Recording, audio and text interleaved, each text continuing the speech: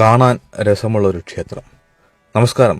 കേരളത്തിലെ ആലപ്പുഴ ജില്ലയിൽ എറണാകുളം ചേർത്തല റോഡിൽ ചേർത്തലയിൽ നിന്ന് 16 കിലോമീറ്റർ അകലെയാണ് ചമ്മനാട് ദേവീക്ഷേത്രം. ക്ഷേത്രത്തിലെ പ്രധാന പ്രതിഷ്ഠ ഭദ്രകാളിയാണ്. കണ്ണാടി ശിലാപ്രതിഷ്ഠയാണ് ഇവിടെ ആരാധിക്കുന്ന മൂർത്തി. കിഴക്കോട്ട് ദർശനമായാണ് പ്രതിഷ്ഠ. വസൂരിമാലയും വെളിച്ചപ്പാടുമാണ് ക്ഷേത്രത്തിലെ ഉപദേവതകൾ.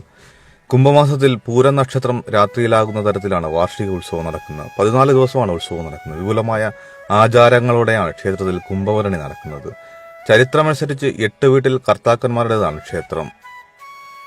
ആലക്കോട് കോവിലകത്ത്, പുതുപ്പറമ്പത്ത്, വേലിക്കകത്ത്, പുളിക്കൽ, കുഴുവേലി, പുത്തൻവേലി, കുന്നത്തുപറമ്പ് എന്നിവയാണ് 8 കുടുംബങ്ങൾ. ഈ കുടുംബം ഇപ്പോൾ കൈമളന്മാർ എന്നാണ് അറിയപ്പെടുന്നത്.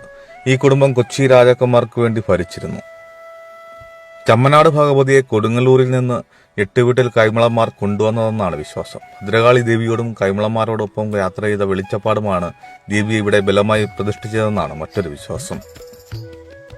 ക്ഷേത്രം കൈകാര്യം ചെയ്യുന്ന പ്രധാന വ്യക്തിക്ക് രാമൻകുമാര കൈമൾ എന്ന സ്ഥാനപ്പേരുണ്ട്. കണ്ടംകുളങ്ങര ശ്രീകൃഷ്ണ ക്ഷേത്രം, ചമ്മനാട് ശാസ്താക്ഷേത്രം എന്നിവയും കൈമൾ കുടുംബങ്ങളുടേതാണ്.